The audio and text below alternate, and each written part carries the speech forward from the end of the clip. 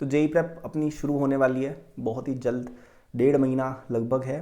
कुछ 3 बातें बोलूँगा मैं आपको, इन 3 बातों को फॉलो करना, आपकी अच्छी रैंक डेफिनेटली आएगी। तो सबसे पहली चीज़ ये कि आपको रिलैक्स नहीं करना है, ठीक है। रिलैक्स नहीं करना है कि चलो यार, मतलब ये बहुत टेंडेंसी होती है बच्चों की, जो स्पेशली जो बच्चे ज़्यादा पढ़ के रखते हैं, आपके जैसे बच्चे, आई मीन इस चैनल के जो ज़्यादातर लोग हैं वो पहले से कुछ ना कुछ जेई प्रेप कर रहे थे, राइट। तो जाहिर सी बात है कि वो थोड़े अपने आप को स्मार्ट समझते हैं, या एटलीस्ट वो है भी एक्चुअली। तो इसमें क्या है, कई बार हम एक टेंडेंसी में आ जाते हैं कि हम तो रिलैक्स हो गए कि यार वेक्टर अलजेब्रा चल रही है 11th में, हमें आती है, ठीक है। डिफरेंशिएशन सर पढ़ा रहे हैं फिजिक्स में, हमें आती है। काइनेमेटिक्स पढ़ा रहे हैं, हमें आती है, ठीक है। IUPAC हमें पता है, तो हम क्या रिलैक्स मोड में चले जाते हैं। लेकिन कब वो लेवल बढ़ेगा ना, आपको भी नहीं पता चलेगा। लाइक 11th में लगभग तीसरे महीने तक आते आते लेवल एकदम से यहाँ पहुँच जाता है। जब NLM और ये सब शुरू होते हैं ना, इवन केमिस्ट्री में भी जब भी केमिकल बॉन्डिंग तक बात पहुँचती है, एटॉमिक तक बात पहुँचती है, तो ना चीज़ें डिफिकल्ट होने लग जाती है, एकदम से डिफिकल्टी पड़ती है।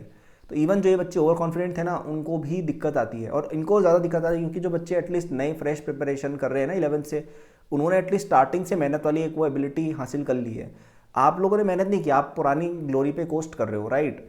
तो you probably have not develop that hard working का मसल जो बाकी बच्चों ने डेवलप कर लिया, तो आपको डबल प्रॉब्लम होगी। तो रिलैक्स नहीं करना है, ठीक है। हर समय शार्प रहना है और मेहनत करते जाना है। आप कितने भी स्मार्ट हो, there is always scope for improvement. Second point जो मैं बोलूँगा, जो मैं बहुत ज़्यादा बार बोलता हूँ कि प्लीज़ फोकस ऑन प्रॉब्लम्स। ये सबसे बड़ी मिस्टेक, और ये मेरी भी मिस्टेक मुझे कई बार लगती थी कि ना थ्योरी पर आप बहुत ज़्यादा फोकस ना करें। बहुत लोगों की टेंडेंसी होती है, स्पेशली जो आप जो नए, मतलब जो पहले से प्रिपरेशन कर रहे हैं, क्योंकि आप लोग इनकी क्यूरियस किड्स में आते होगे, राइट। आप पढ़ते होगे चीज़ें खुद से, साइंस की। तो उसमें ना एक टेंडेंसी बन जाती है दिमाग में कि हमें मैथ्स और साइंस पढ़ना बहुत पसंद है, और 11th-12th है भी काफ़ी इंटरेस्टिंग ओवरऑल, राइट। तो हम चीज़ों को पढ़ते चले जाते हैं, क्वेश्चंस नहीं करते हैं, जबकि एग्जाम में क्वेश्चंस आने हैं। तो please practice more questions, that is the most important thing. And please avoid this tendency of being like theory में घुस जाना। देखिए, थ्योरी में आपका तब घुसना जायज़ है जब आप जेई बहुत अच्छे से कर चुके हो। जैसा मैं जब था 11th-12th में, तो मेरा जेई का होमवर्क बहुत जल्दी हो जाता था, तो मैं बहुत सही फॉरनों की किताब पढ़ा करता था। पीछे शायद कुछ दिख भी रही होंगी, हालांकि ये तो मेरी अभी की किताब है, ठीक है, दूसरे रूप में पढ़ी है। तो मैं ना बहुत थ्योरी पढ़ने लग जाता था, लेकिन मेरे केस में फिर भी थोड़ा बहुत जस्टिफाइड था क्योंकि मैं अपनी कोचिंग का टॉपर एंड ऑल था, और मेरा जेई वगैरह काफ़ी क्लियर मामला था। बट स्टिल मैं अगर पास्ट में जाता, मैं मना करता खुद को, क्योंकि तब भी मेरे को लगता था मेरे में काफ़ी स्कोप ऑफ इंप्रूवमेंट है। इवन ओलंपियाड की प्रेप में करता था, तो वहाँ पर मैं क्वेश्चन पे फोकस कम करता था। So if I could go back, I would tell even myself कि भाई क्वेश्चन कर ले, थ्योरी पे इतना ध्यान मत दे, राइट। तो अगर आपकी प्रिपरेशन उस लेवल की नहीं है, मैं ये नहीं कह रहा हूँ आप मेरे से स्मार्ट नहीं हो सकते हो, बट अगर आपकी प्रिपरेशन उस लेवल की नहीं है, तो which is like 99.999% JEE aspirants, then you should focus on problems. और जो थर्ड एडवाइस मैं लोगों को बोलूँगा कि यार आप ना अपनी जो संगति होती है ना, वो बहुत अच्छी रखने की बहुत ज़रूरत है। मतलब कई लोगों का मैंने देखा है कि वो होते बहुत अच्छे हैं पढ़ने में 10th तक, लेकिन 11th-12th में क्या है, देखो 11th-12th में क्या है कि बच्चे कोटा वोटा भी जाते हैं, तो अकेले भी रहते हैं, एंड लाइक इवन वरना भी लाइक बड़े हो जाते हैं थोड़े, राइट। तो आपको ना बहुत सारे तरह के बच्चे मिलेंगे आपकी कोचिंग में। और देखो, स्कूल में क्या था कि हो सकता है आप स्कूल में जा रहे हो, वहाँ पे फिल्टर्ड बच्चे भी रहते हैं अगर आपका अच्छा स्कूल है, ब्ला ब्ला ब्ला, राइट। हालांकि ऐसा कुछ नहीं है, बड़े स्कूल के बच्चे और ज़्यादा ख़राब होते हैं कई बार, but still there is a certain level of class. आपका जो जो फ्रेंड ग्रुप होगा उसमें एक सर्टेन लेवल ऑफ अच्छे बच्चे वाली वाइब हो सकती है उसमें। लेकिन जब आप कोचिंग में जाएंगे, वहाँ पे आपको 50 तरह के बच्चे मिल सकते हैं, स्पेशली अगर आप कोटा या ऐसी किसी जगह जा रहे हैं, स्पेशली अगर आप अकेले जाने रहने वाले हैं, तो वो संगत को सही रखना बहुत इंपॉर्टेंट है यार। मतलब having the right circle, it really affects a lot. जैसे मेरा जो दोस्त था ना, मेरा जो बेस्ट फ्रेंड था 11th-12th में, हालांकि मेरी बात नहीं होती उनसे इतनी, but I still think about them, जहाँ पे भी वो हैं, ठीक है।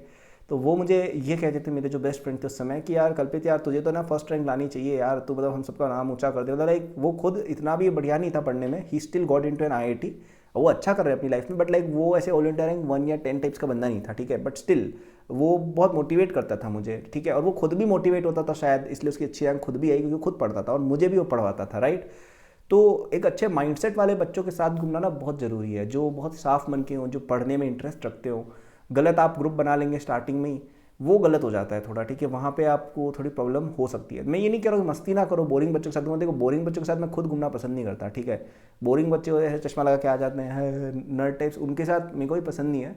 But like have interesting friends जिनके साथ मस्ती भी होती हो, लेकिन वो सिविलाइज्ड मस्ती हो।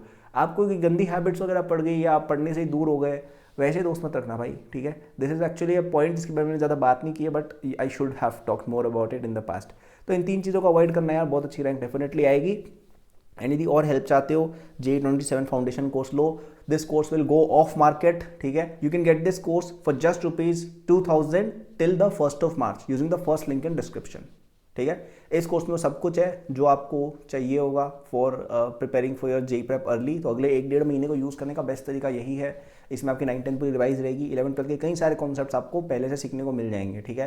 तो जंप स्टार्ट करनी है जेई प्रेप, ये कोर्स लो. इससे सस्ती रेट पर कभी आपको मार्केट में आज तक नहीं आया है and it will actually be remove from our website in like 2-3 days, ठीक है. तो गेट इट नाउ. मतलब पढ़ आप इसको फिर भी पाओगे बट लाइक आप इसको ले नहीं पाओगे, ठीक है.